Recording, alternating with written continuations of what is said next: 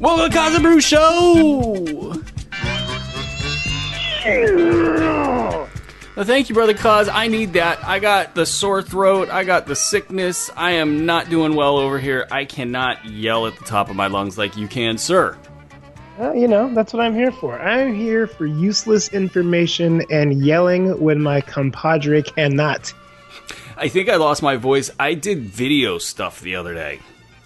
Like in front of the camera. I know I've been, doing camera stuff for a bit, but I actually did this stuff where, sitting there in a suit coat and you're staring at the camera reading teleprompter stuff, and it's tough, man.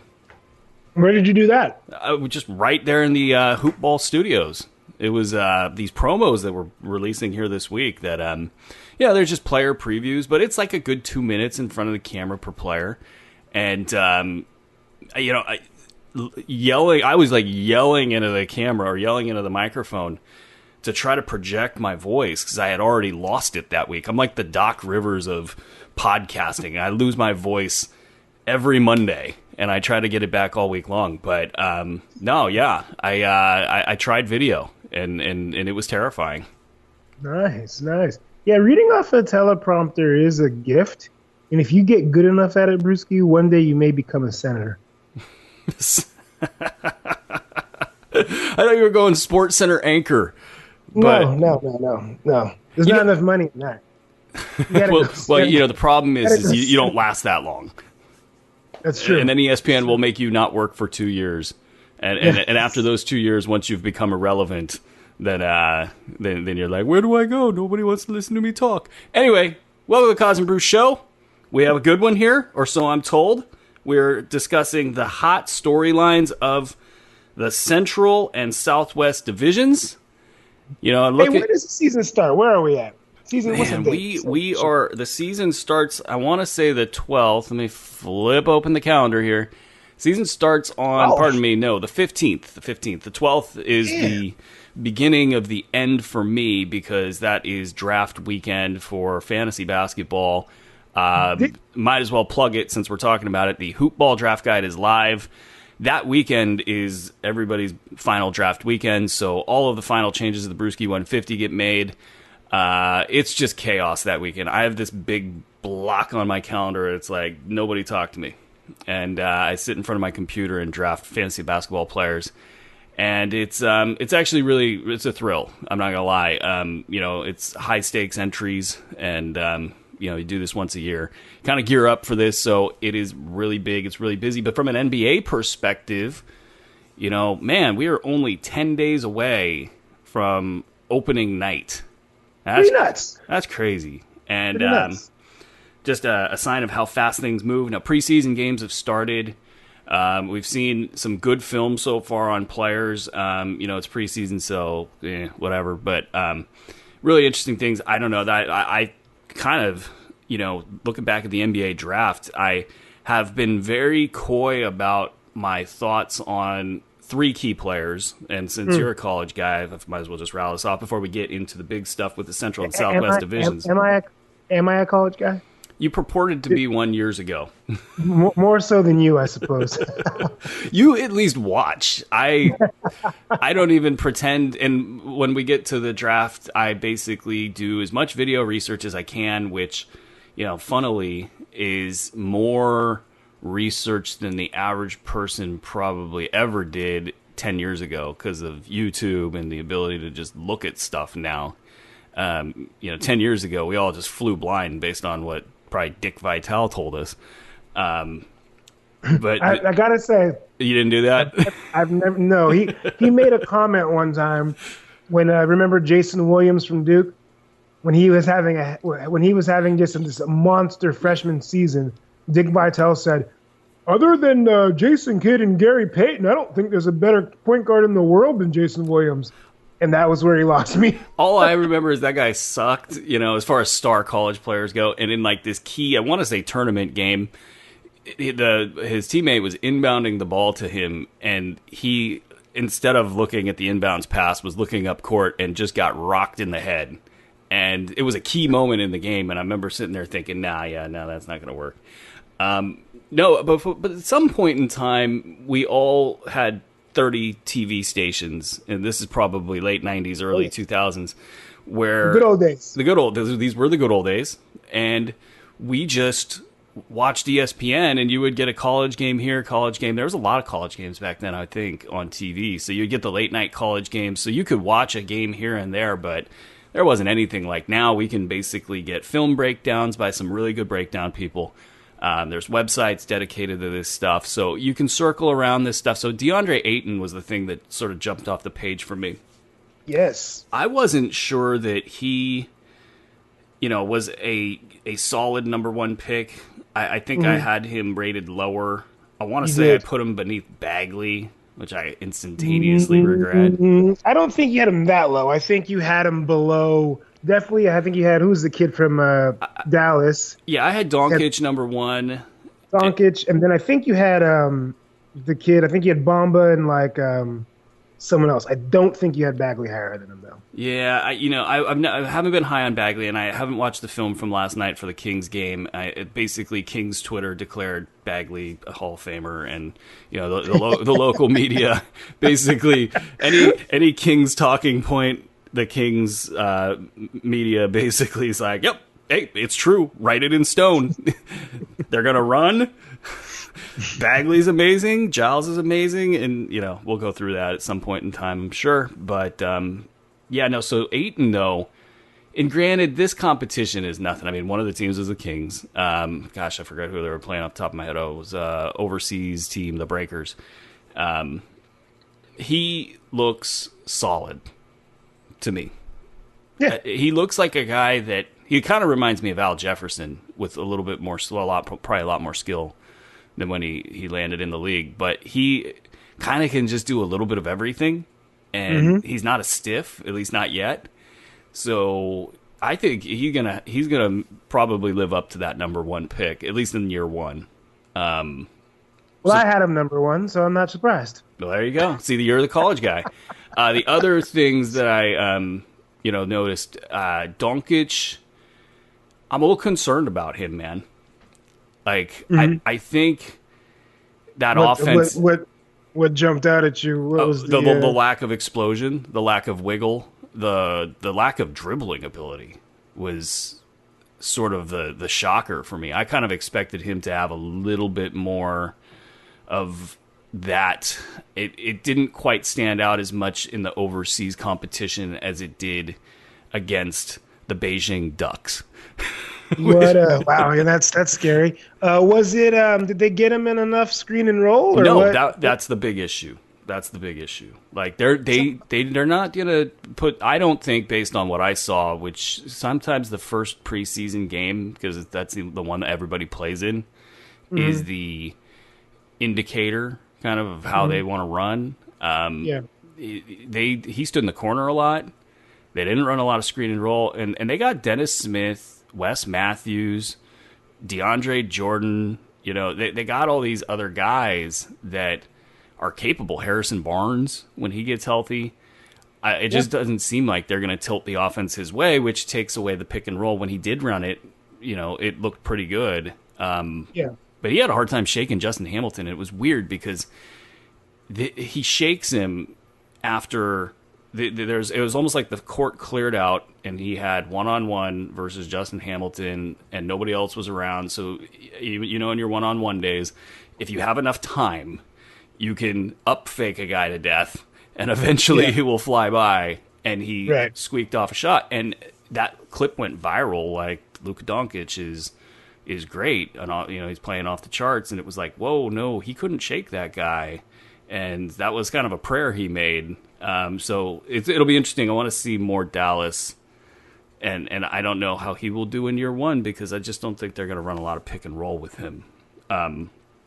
I think that explosion to me was a concern, but I thought that they were going to use him more as the point guard and have kind of use Dennis Smith as more of a, Iverson with Eric Snow kind of thing, where he would be more of a scorer this year. And that still might be the case. It's still really there were other parts of his game that were great. I mean, his shooting stroke is really good. They would enter the ball to him in the post, and I think that's going to be the big thing. Like if he gets matched up with a little, he's going to be able to operate out of the post and be devastating down there, kind of like a better Klay Thompson down there. Mm-hmm. So yeah, we're seeing things, from the young guys, and we're getting to see some film that's, Who's the third? You mentioned 3 players. Oh, God, who's the third? Now I forgot. Who's 1, 2, 1, 2, 3. Where's my coffee at, stat boy? I can't remember. Who's the second? Who got picked second? I'm blanking right now. It was Bagley. Oh yeah. Why did Bagley go 2? My God. Bagley. I don't know. Bagley has no right hand. He just goes left every single time. He's pretty good cleaning up these kind of loose ball rebound type situations underneath the hoop and getting them back up. You don't see any young Antoine Jameson there? No. It'll be just really. I don't think that this is kind of. This obviously it's the Kings, so we know what the Kings are all about. They're all about not developing their players properly. The offense is actually kind of good for him because they do a lot of entering into the bigs in the high post. If down the road, like 4 years from now, he's kind of developed, that might be a good spot for him. That sort of mid-range, jab steppy, almost Zach Randolph type entry point into the offense where he can get to the rim in a couple dribbles and leverage his shooting ability. Sort of kind of almost like Chris Bosh in that respect. I think that's a good thing for him, but they're just a total mess with what they run, and we'll see if he gets more than just sort of like the scraps at the end of the table. There was a little bit of hype about his game though last night, so I'm looking forward to seeing the film. Nothing like watching Kings film on a weekend night to let you know how pathetic you are. All right, let's talk Southwest Division because I think that's where a little bit of the sizzle is. Southwest. When I think of Southwest, you have to think of Chevys, fresh mechs. That's all I have to say about that. No. Well, Chevys. How did they even? Are they successful? I don't know. There seems to be a lot of them. I don't like if I'm forced to go there. There's this one salad that I think is okay.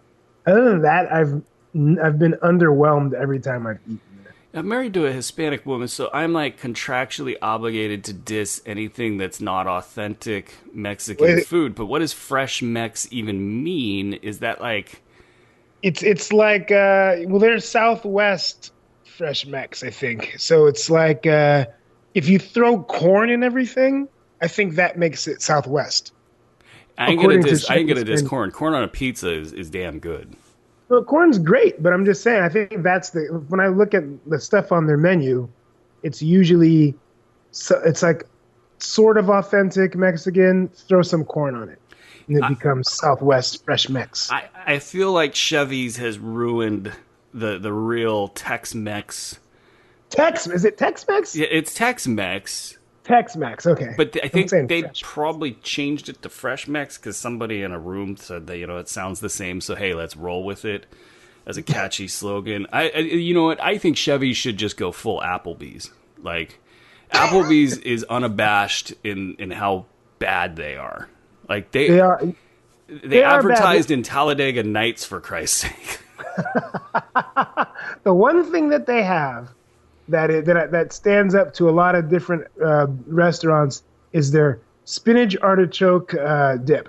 That is actually very good. Every restaurant, and we'll get to basketball here soon, every restaurant needs that one thing that brings you back. And you know what the one thing that I think could seriously, if this restaurant really figured this out, they could just go bonkers. And I feel like they've always gone underneath their projected ability. And that is Red Lobster and the cheddar biscuits. The cheddar biscuit. Dude. Cheddar biscuit. I haven't been to Red Lobster in probably a good 17 years. And everybody else.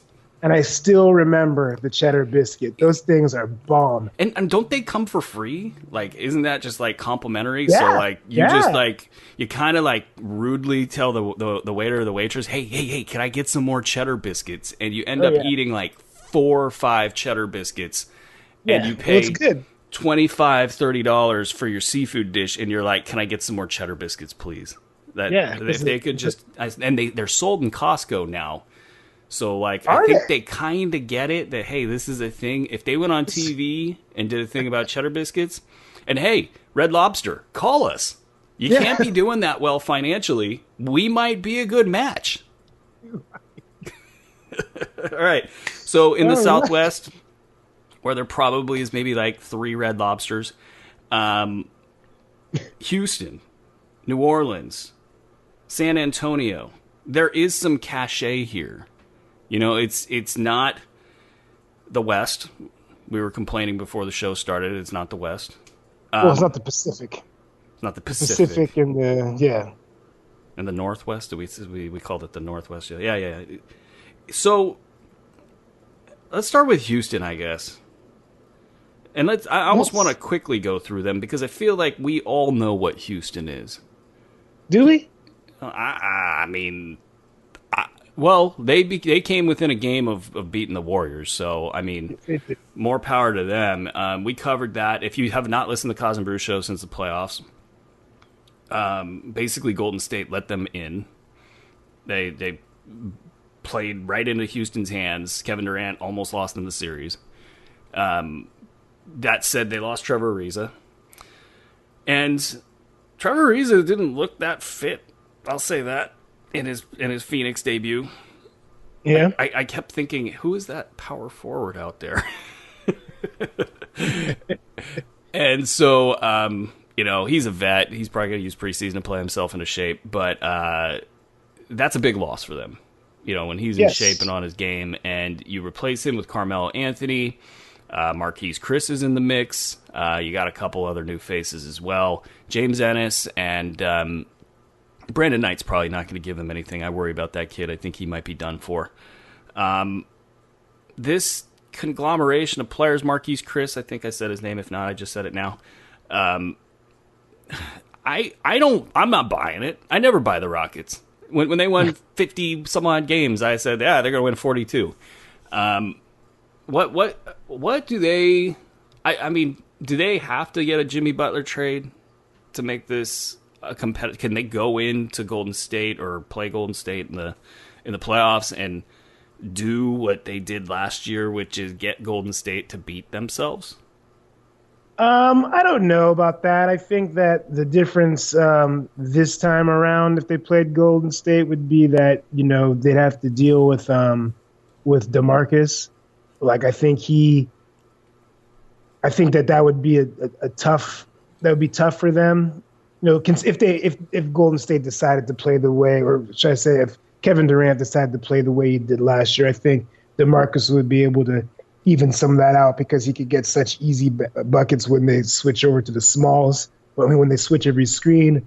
I kind of, I'm looking at this roster and I'm not as dire on it, I think, as you are. I think I've talked a lot about how much I think of D'Antoni, that they don't play any he doesn't really preach defense, and they just bomb away threes and stuff. But the one thing D'Antoni does, which is a skill that needs to be, I think, recognized, is he makes players feel really good about themselves. He makes players very confident. And when I'm looking at a guy like Michael Carter-Williams, a guy like Marquise Chris, a James Ennis, it's not going to shock me if they have like career years. It's not going to shock me if this is the best we've ever seen Michael Carter-Williams play or the best that Marquise Chris has ever played. So I think that the gap, although I think is much bigger than it was going into last year for the Rockets, I think that, throughout a season, I think that they can close it a bit, and they do have the confidence after that series, a series that they, I'm sure, feel was taken from them with the Chris Paul hamstring. I'm interested to see after 82 games what this team is going to be about. Yeah, you with the nuanced take, by the way, very good. So James, like you start with some of these bench players or lesser known names. James Ennis is a guy we've tracked since his Australia playing days. Really athletic, probably not supremely athletic, at least anymore. He's put on some miles, but he's right in his prime, and he should theoretically bring what Ariza brought. You're right about Michael Carter-Williams and Marquise Chris. I think you saw that in preseason action. I think especially Marquise Chris, who looks a little bit thinner than he looked at this time of year last year. He got fatter as the year went on because of lack of playing time, probably some pouting and some donuts, if I had to guess. Sweet, wonderful donuts. He is he is a real X factor for them because the idea that you say, hey, this is your one thing you do. You set high screens, you roll, occasionally you pop, and you otherwise stay out of the way, and you play good defense for your 18 to 22 minutes per game. That's manageable. And I think he also, when you get slapped around the way he's been slapped around in the media and sort of in general, you kind of, it's a make or break point. Some guys just fall through. It kind of feels like this when he might actually do well in Houston. I'm watching him for fantasy leagues. I'll put it that way. I think for the Rockets to be the best, if we'll know that minute total is going to tell you exactly how he's playing, because if we see the best version of Marquise Chris, he's probably going to be playing between 25 and 30 minutes. If he rises to the occasion. That guy is a super athlete.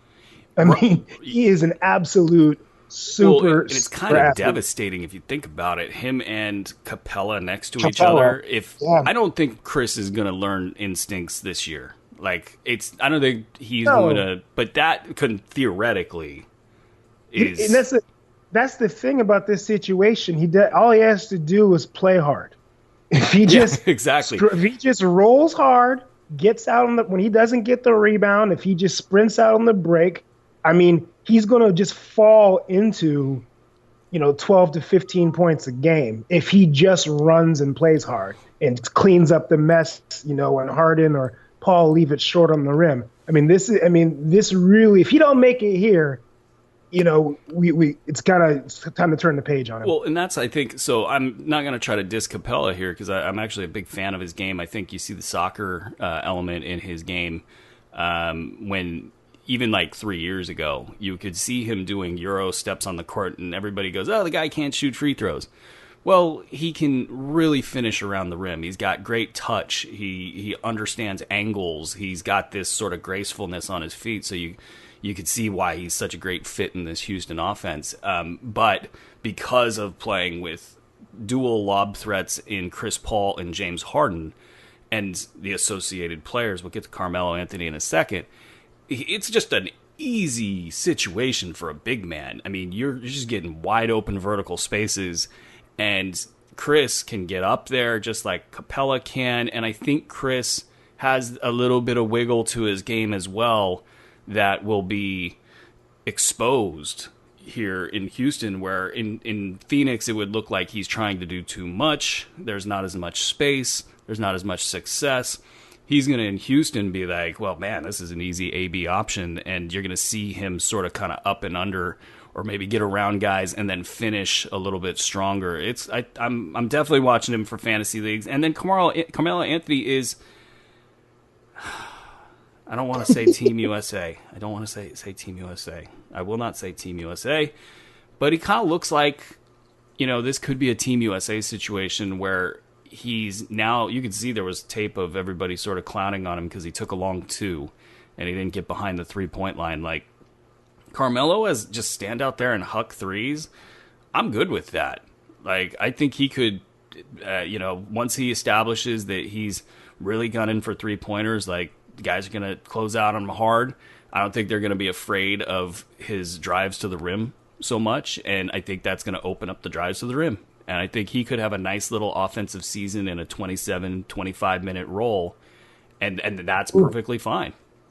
25 minutes I would hope that doesn't happen until late in the season because I mean I just don't know that he's going to be available if he's starting out the season at 25 minutes. I just don't know if his body's going to allow that. Look, I could go lower. He's never indicated a willingness to admit that he needs a lower minute role and preferably off the bench. Now, I think they've gotten to him and they figured out the bench thing. But look, him and PJ Tucker, you combine them, you got yourself an all-star player. But like that works for me. It's a good little mix and match of, hey, defense, toughness, shooting, offense, out of the 4 slot.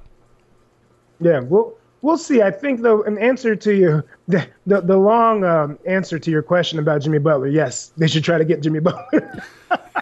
That to me, I really wish this podcast was happening like 3 days from now when we find out he's traded to the Rockets, because that would, the Southwest sizzle. It would be more Chevys than Applebee's, which is what it is right now. The Southwest, it has these elements. It has these players and teams. You got the Spurs. We ask the same freaking question about the Spurs every single year. It is exhausting. Will they do it again? And every year they do it again. It's exhausting, dude. And now Tony Parker's gone. Manu Ginobili's retired. Tim Duncan's still shagging balls in the practice arena. Just can't get rid of him. Can't get rid of Manu. So they're still hanging around. LaMarcus Aldridge, I can't ever support LaMarcus Aldridge. And I feel bad. Like, good guy, probably. Why is that? He had a really good year last year. He did. Absolutely. I mean, he wouldn't have had that year if Kawhi Leonard was healthy, but he had the year. Well, I mean, but I think his mentality was different last year. He was the man. He was happy. He was getting his shots and touches and the ball in the places that he liked to. He was, he stayed healthy. That's always been a concern of mine. I mean, he's kind of settled into a guy that you can't really block his shot because he's so tall. He's going to bump you off spots because he's so big. I mean, he can't defend a lick. No, there's that. and it's going to be this way for probably a year or two, until things really start to break down and he becomes such a kind of almost like Dirk Nowitzki-like liability on the floor. Right. But so they got LaMarcus is probably poised for another strong year. DeMar DeRozan. I think maybe I don't know. Like, it wouldn't. He has one more year at best. It wouldn't shock me if he just falls off a cliff this year. Look at what happened in the playoffs against the Warriors. Like, he couldn't shoot. Yeah, it just wouldn't. I mean, sometimes guys it's kind of like that. The running back turning 30 kind of thing, that all of a sudden, they rush for 1,200 yards, and the next year they're averaging 2.5 yards a carry. Like, it wouldn't shock me if that happens to him this year. And if it doesn't happen this year, I guarantee it's going to happen next year. He looked fine in preseason action. And yeah. So you're right. I mean, I've been betting against him for 4 years now, and and it's so he kind of just is what he is. If he stays healthy, I think he'll have a similar year. Not the production, because DeMar DeRozan and Kawhi Leonard are very similar players with respect to how they sort of take the ball. They're on-ball guys, very much isolation players, and so that they didn't have that last year. It was literally LaMarcus Aldridge taking as many shots as he could get, right? And so he won't get that this year. They got DeJounte Murray, who I guess I'll get into my take on his preseason play in a second. They lose Kyle Anderson. That's not good, but they gain Jacob Poeltl. And Pau Gasol he's bitching and moaning for a starting job, which is great. I love it. He's 50 years old, and he's really not happy that he's not inked in as the starter. You go get him, Pau. Powell is one of those guys that I really, when he takes his Hall of Fame, or when he has his Hall of Fame speech, first of all, it'll be the most eloquent and cordial and courteous speech of all time. But I hope there's a lot of writers that revisit his career. Just like a really well-rounded human being. But he has that sort of like, and he got really ripped early in his career in Memphis for being a hard guy to play with. But he's kind of got that, like, just weird. Yeah. Well, he's kind of got that, like, he'll bitch and moan, and he'll let you know. Yeah. So I don't know. I like that. But, so this team, they've got some real holes on the wing. Rudy Gay looked good in preseason. Yeah. Actually looked well. Because he lost weight. I haven't seen any preseason. He does. I haven't seen much preseason because he needed to drop some lbs because and it's not just you, man. Like, people cannot watch preseason basketball, and it's stupid. Yeah, like, it's hard. You're the NBA. I'm gonna watch some today. I got some recorded, but I'm gonna watch some today. But why not? If you're this multi-billion-dollar operation known as the NBA, why not have a computer product that actually works in League Pass? Why not actually just televise your game? Because ain't nobody buying tickets, and all it's going to do is grow interest in your sport. And come on, NBA, you're like the most progressive league in the world. Figure this one thing out. Figure out League Pass for all of us, so we can watch these preseason games. It's really hard, and they all, like, there's going to be 12 games today. Put it on replay so we can watch. These scrubs. We want to watch the scrubs play. We want to figure out if Rudy Gay is healthy. We want to figure out if he's lost weight, which I think he has. Some of the elevation, I think, is back. So there is maybe some hope for Achilles injury sufferers that they can get back into the ring and maybe show some increased explosion down the road. It didn't happen with Wes Matthews, but I think it has happened a little bit, at least with Rudy Gay. But he's still not going to play big minutes. You got Lonnie Walker dealing with an injury right now. Probably not serious, but that was the question mark coming into the league. Or at least Doug Gottlieb said so, and then got shouted down by all the other reporters. Stay in your lane, Doug. Stay in your lane. So I don't know. They're a little thin on the wings, in my opinion. Marco Bellinelli, is there. But so these Spurs, like, what do you make of them? Are we betting on them again? Or I'll look up the Vegas number while you're talking, and I think I'm going to ask you about that. Yeah, I think, I worry about them. I think it's going to fall a lot on DeJounte Murray. I think you're going to see, if any of you remember those early years of Tony Parker, where it seemed like, Popovich was just in his ass, like, nonstop. Like, the kid couldn't do anything right in his eyes. And it was because he had Hall of Famers and he knew they could win. And so his Tony Parker's learning curve, he was not allowed to ease into the player that he was going to be. Pop needed him to be really good really quickly. And I think that's what you're going to see this year. It's going to be a matter of, is DeJounte Murray tough enough to take it? I think he is. I think that hopefully his jumper is a little more solid than it was. Because I think, he can really get to spots when he wants to. He's very quick and long. So that, I think a lot of it's going to fall on him. A lot of it's going to fall on, I think Lonnie Walker needs to get back, and he needs to also, his learning curve has to go really quick. But I think DeMar DeRozan's going to have a really nice year.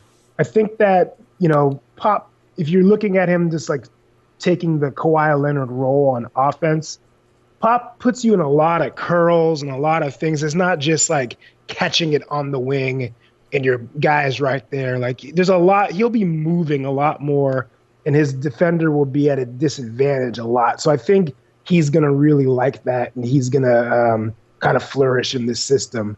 But, man, it's going to be tough. There's a lot of age on that team. Well, it's funny you mentioned DeJounte Murray as sort of like that X factor or central piece of success for the Spurs. When I looked up their win total, I got a My San Antonio article. Guys do a great job out there, by the way, with Pop talking almost sort of like trying to take care of DeJounte Murray, who's got his head buried in his hands and also has quite a nice Interstate 5 tattoo on his right arm. So I imagine he's from somewhere along the 5. Who knows? Maybe that's why he's so tough. So in the preseason game I watched, he didn't look that sharp. And it's okay. It's preseason game number 1, whatever. But I remember thinking he needs to be a lot better than that. And I'm sure that's what Pop was thinking. He needs to be a lot better than that. Pop probably thought that times 50.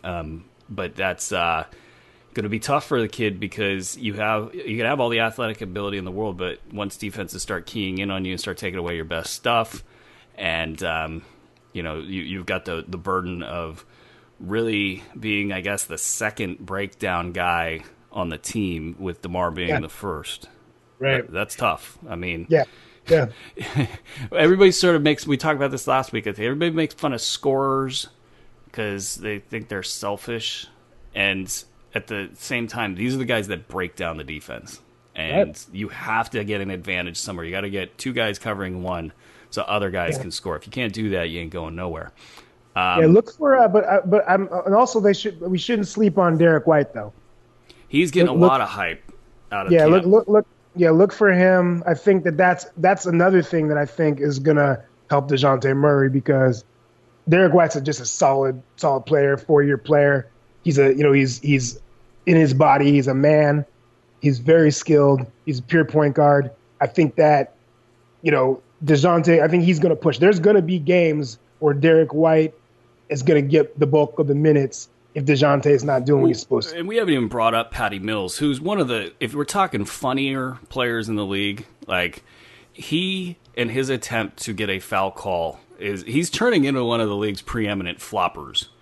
And, aside from having offensive skill and being somebody that Pop trusts, he will also push those guys and, probably log about 23, 25 minutes per game. So, it's not the end of the world for them at the point guard position, that's for sure. I think even when you talk about kind of the both point guard and shooting guard, it's not the end of the world. It's just the 3-4, man. If Rudy Gay can't hang, if Lonnie Walker can't develop, Marco Bellinelli is garbage. I'm sorry.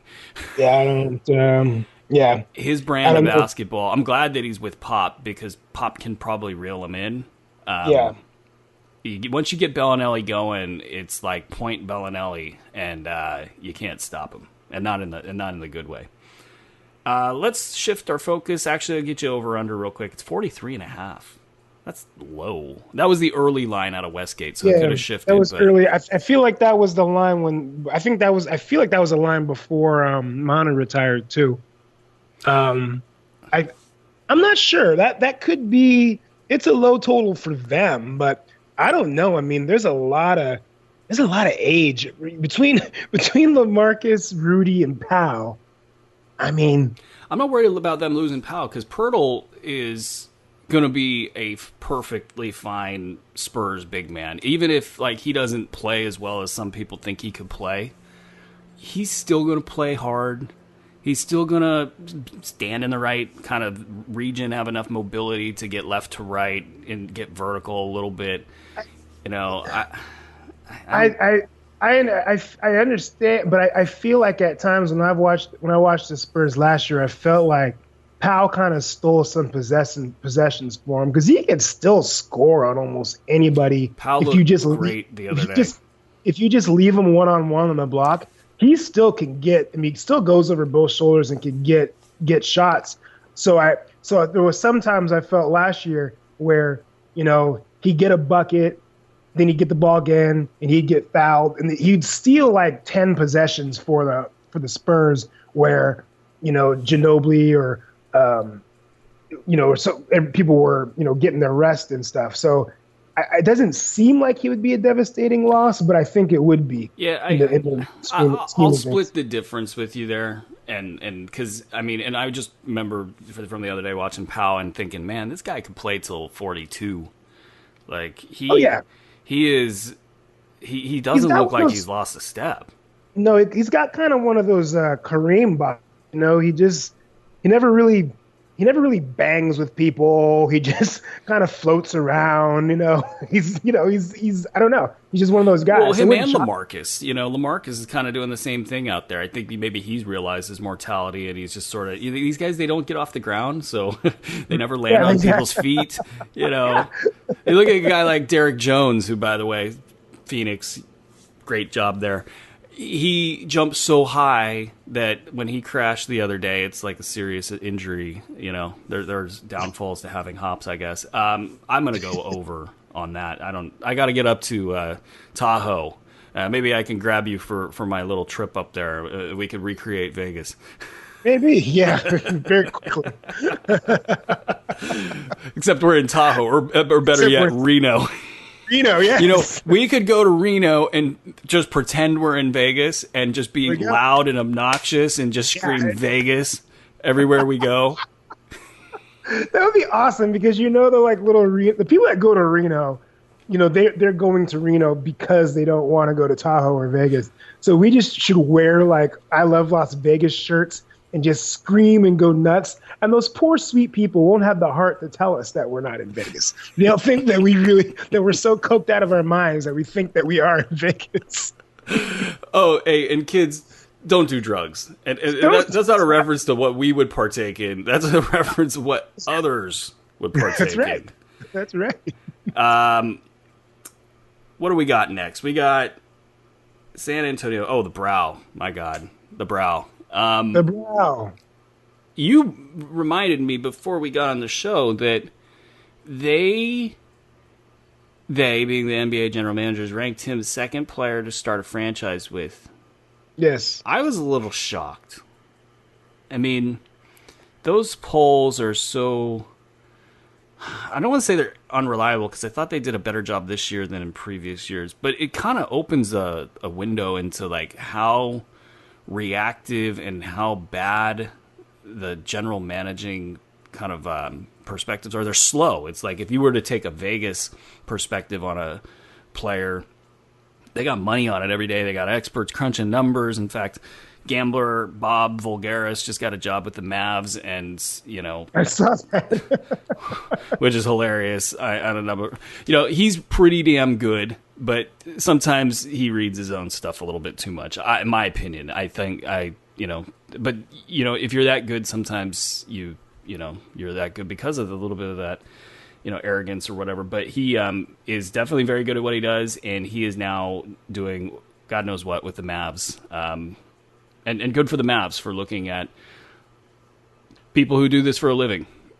I'm constantly amazed at how bad NBA decisions are, and it's because these guys are not living it and breathing it and eating it the way that people in the gambling and or fantasy industries are.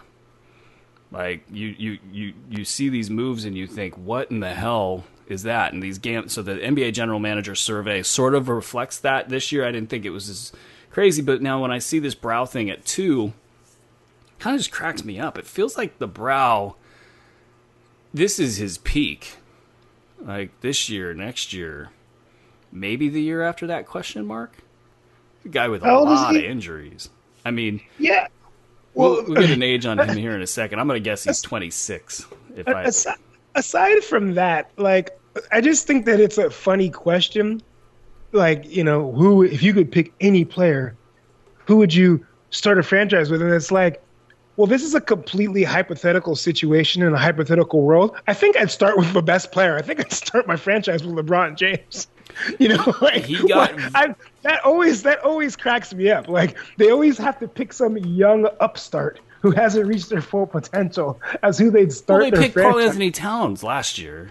It's like, why would you not pick the proven guy who's an all-star every single year, it's just a funny question, and their responses are funny. But Giannis was the winner this year.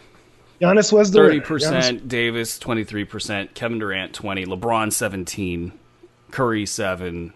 These are all percents. Joel Embiid 3%, and then last year Karl-Anthony Towns won it at 29%. What does that? I mean, what is like? You didn't know last year that Karl-Anthony Towns doesn't play defense? No. I mean, these guys didn't know that? No. No. Are they watching film? Are they like? I mean, is this just sort of a? I always wonder, like, do GMs have enough time during the day to actually watch basketball? You know, are they doing too much other stuff?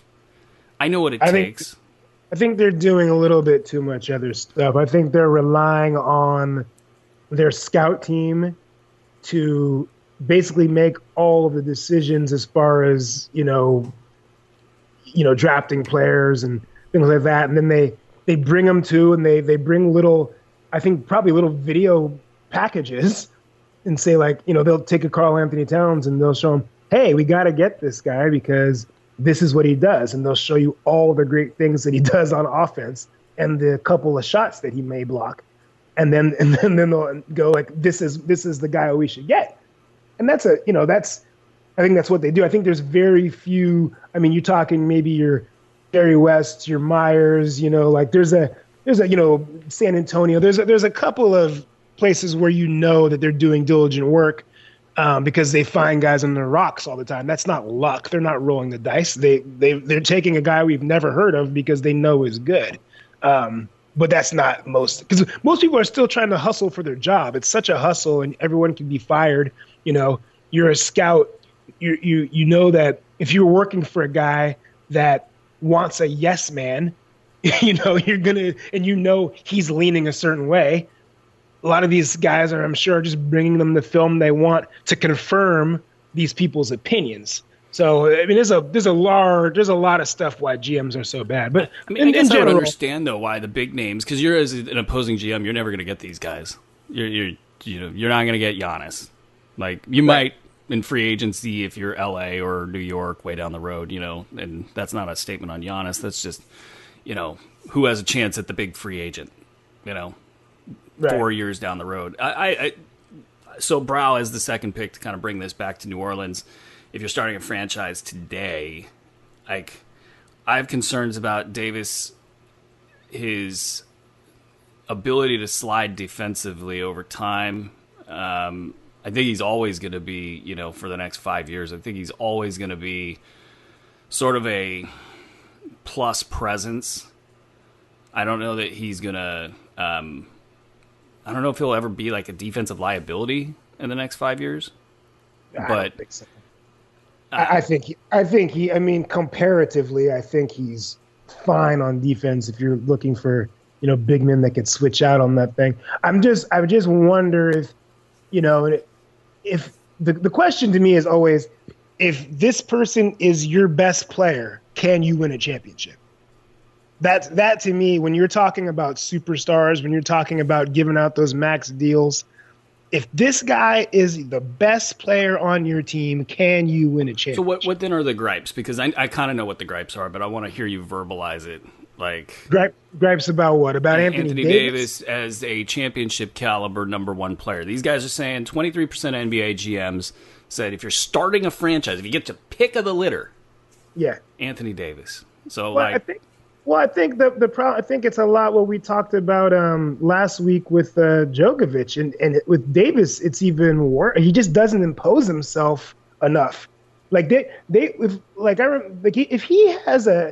he should be able to really make you feel him all the time.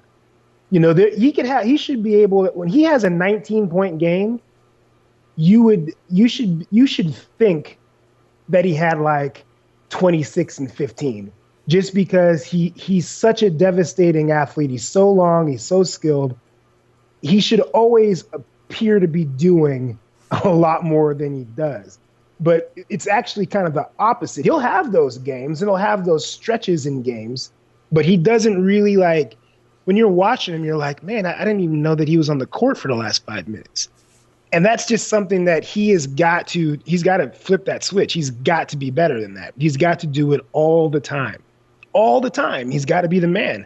And so that's my main gripe. The injuries and stuff, that's a big problem. I mean, if a guy's only giving you 60 games a season, that's not. Well, and what does it mean for the risk that he has the big one? He has the big knee injury or something that really sets him back, career-wise. Yeah, and that might be in part why he can't, take that next step, because maybe he doesn't run and crash the boards as freely as you might want him to all the time. You're talking about mentality, though. Like, Joel Embiid has no problem imposing his will on the game.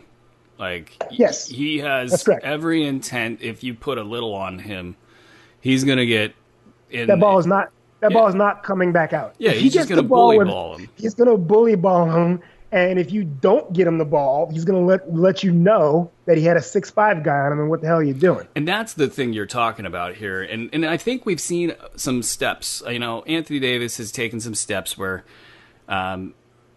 especially on the perimeter, which unfortunately he grew up a guard, the league has sort of embraced this, which is antithetical to what, you know, we're talking about here. He will be more aggressive with taking jumpers and sort of initiating from the perimeter. But yeah, that back to the basket or power game leaves a lot to be desired. And also, he is not demanding the ball the way that he should. Now, he's got no more DeMarcus Cousins, which we could talk about that for an entire pod, and we got to keep it moving. The team is good. I like this team. In fact, Drew Holiday, I think, is one of the best guards in the league, like at the top of the top. Like, I'm all in on Drew Holiday. Elfrid Payton is, you know, Rondo without the voice box. Like, yeah, he's kind of my key, I think, to this season, because if he can really step it up, and you could keep Drew Holiday at the 2 and making plays, I think they're really in business. A lot of their, you know, Etuan Moore is good. Nikola Mirotic is very the Mirotic Randall thing, and in fact, the three of them, the group of 3 bigs is just a phenomenal group of bigs, and I think they fit. Depth could be an issue with them, but have you seen have you seen them this preseason?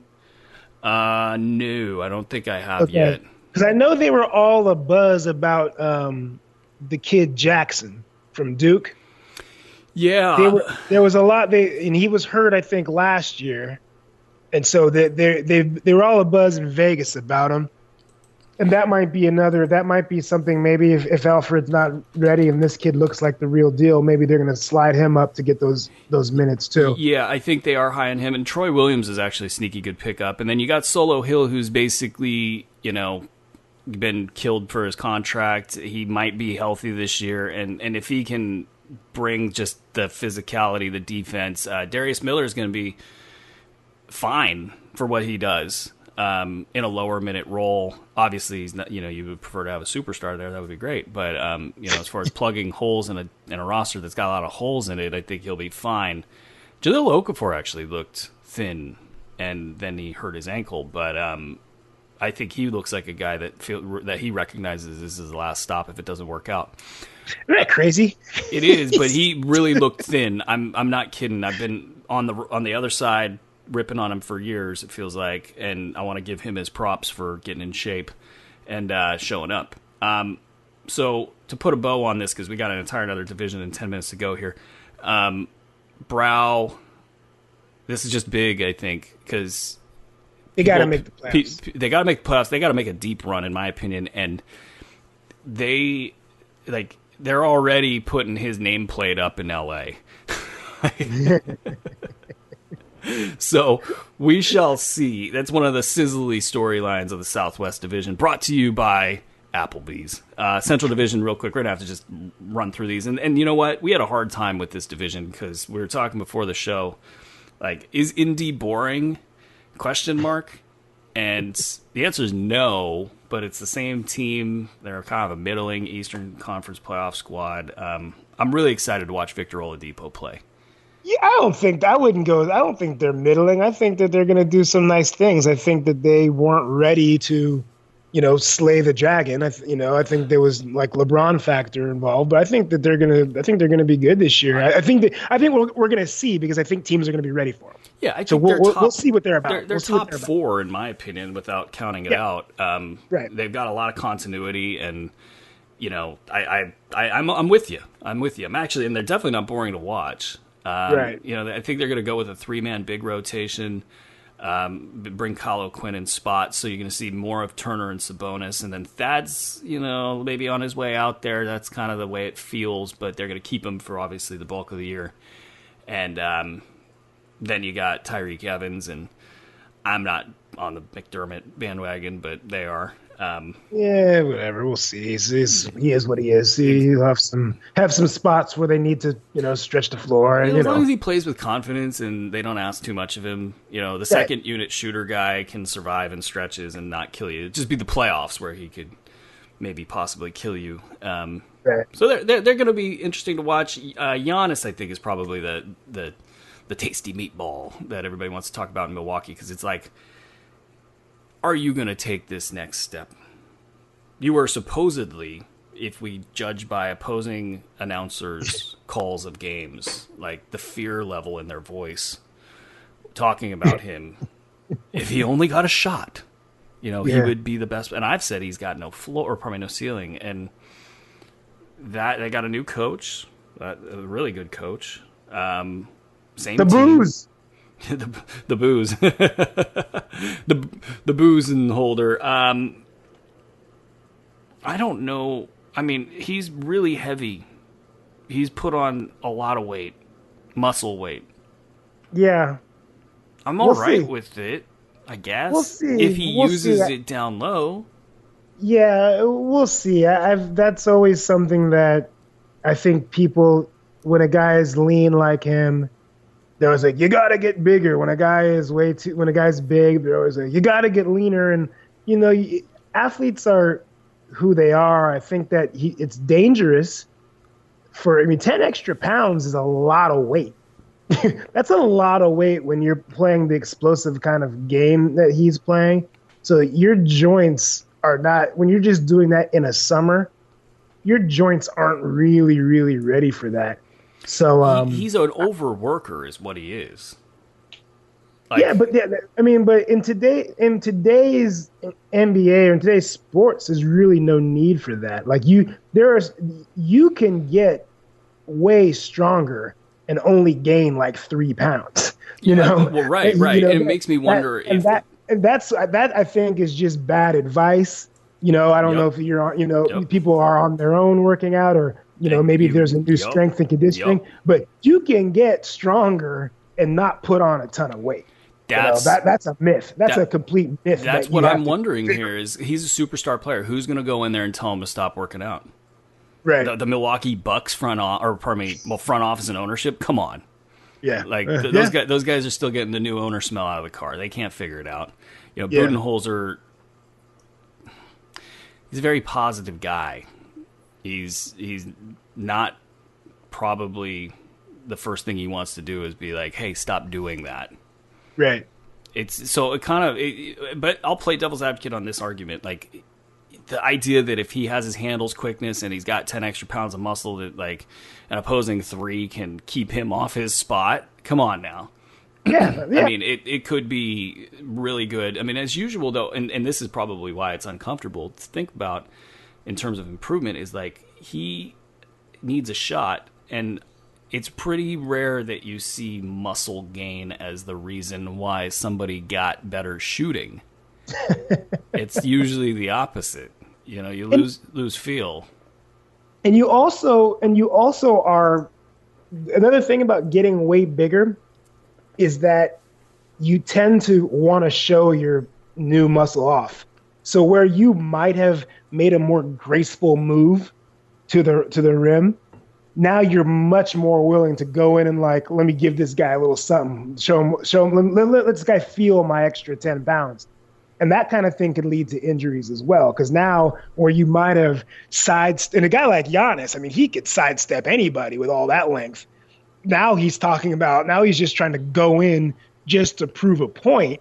Well, now when you prove a point, there's more feet there to land on. So it also feels like they want him playing more down low, and because they got Brook Lopez, which is an interesting addition for them. Like I think that one went under the radar. Yeah, it went under the radar, and it's a good addition for them.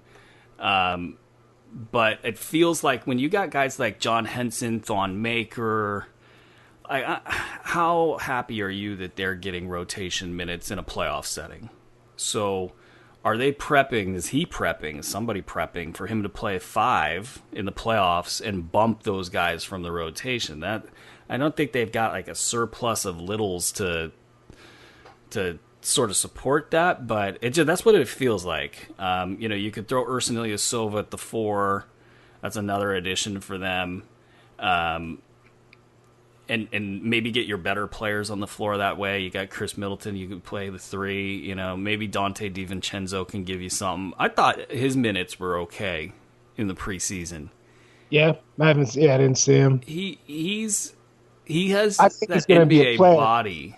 Yeah, he's got the body, and he is really athletic. I mean, he's really athletic, and he can get really hot. He reminded me of with the way he plays is Sarunas, and there's going to be holes in this comparison all over the place, but Sarunas Marciulionis, because his first couple steps were all about getting that shoulder right into somebody's chest. Yeah. And I thought that was, you see that out of a rookie, and you go, okay, all right, maybe you can play. So I think he'll be okay. They got to take next step. Eric Bledsoe's got to take the next step. He cannot be that way.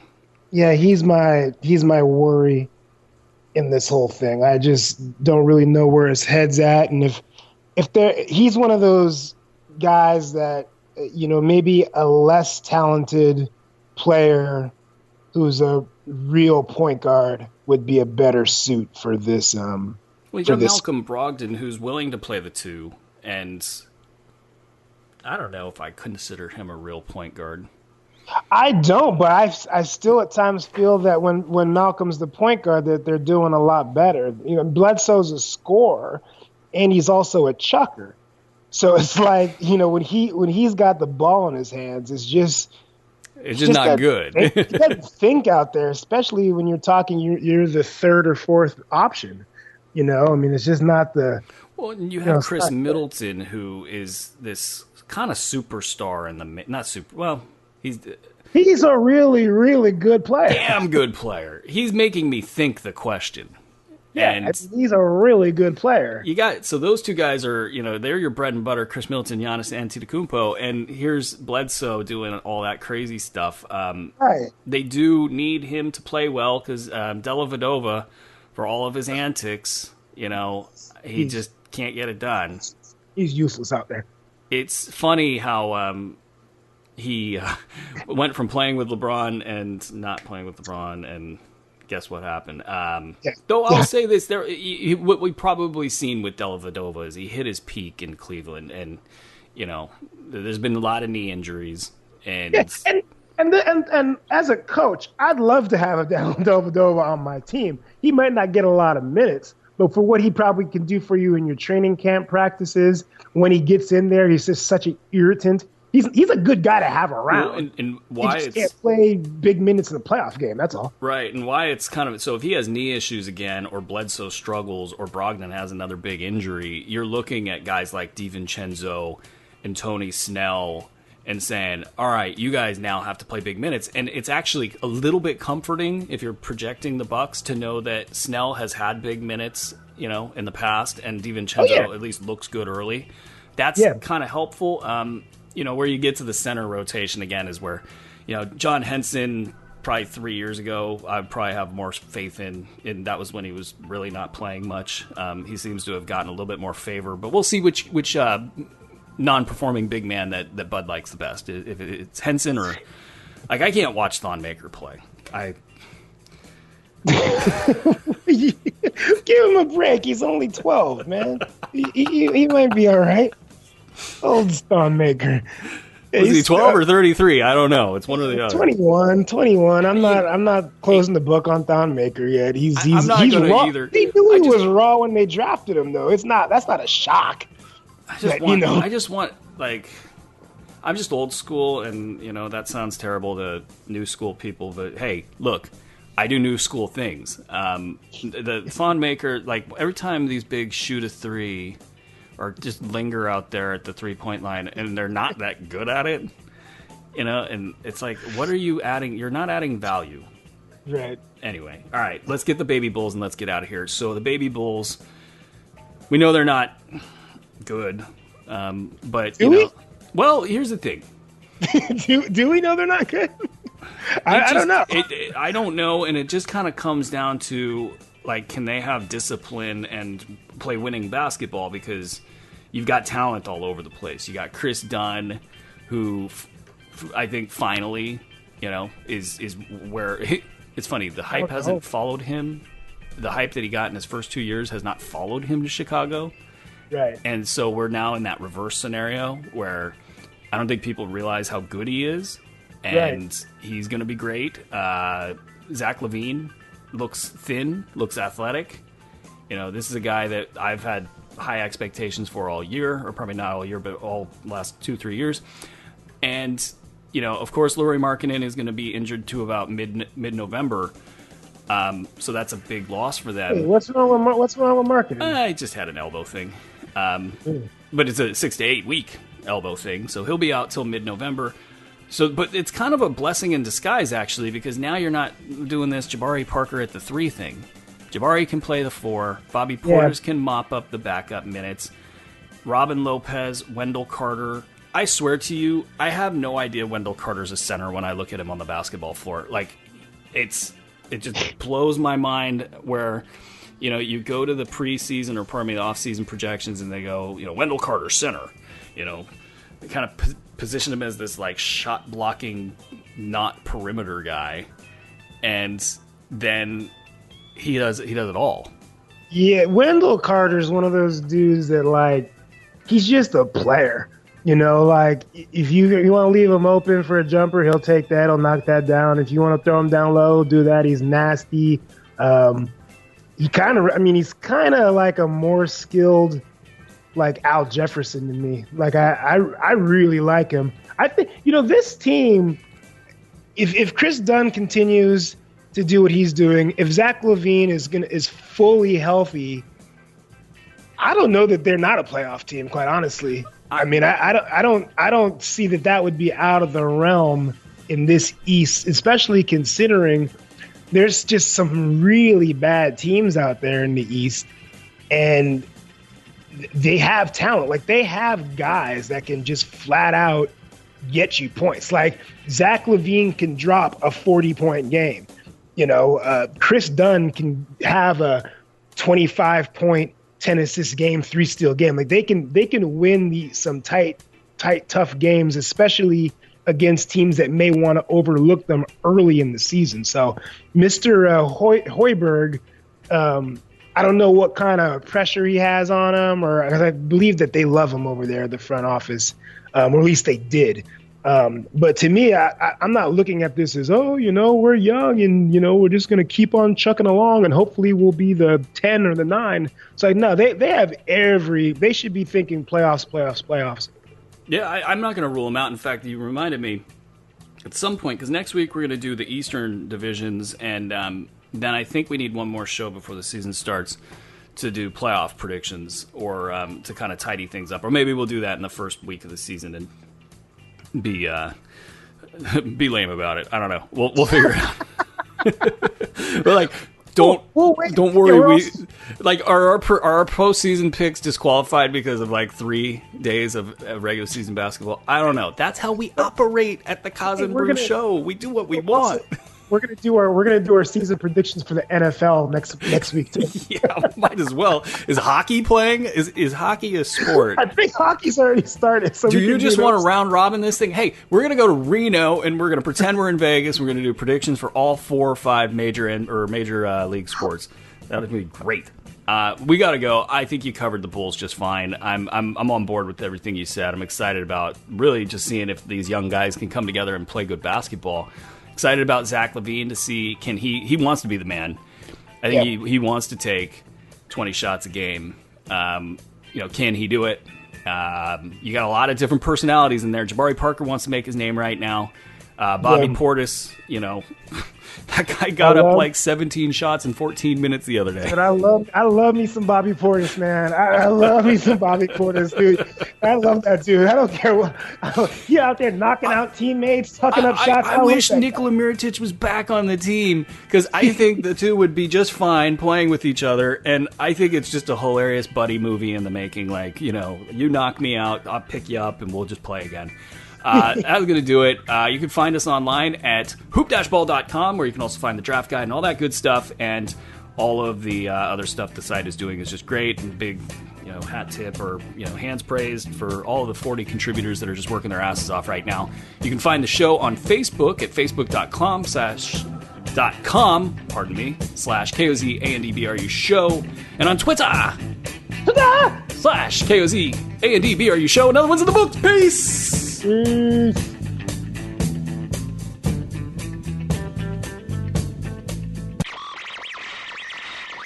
are listening to the Cause and Brew Show.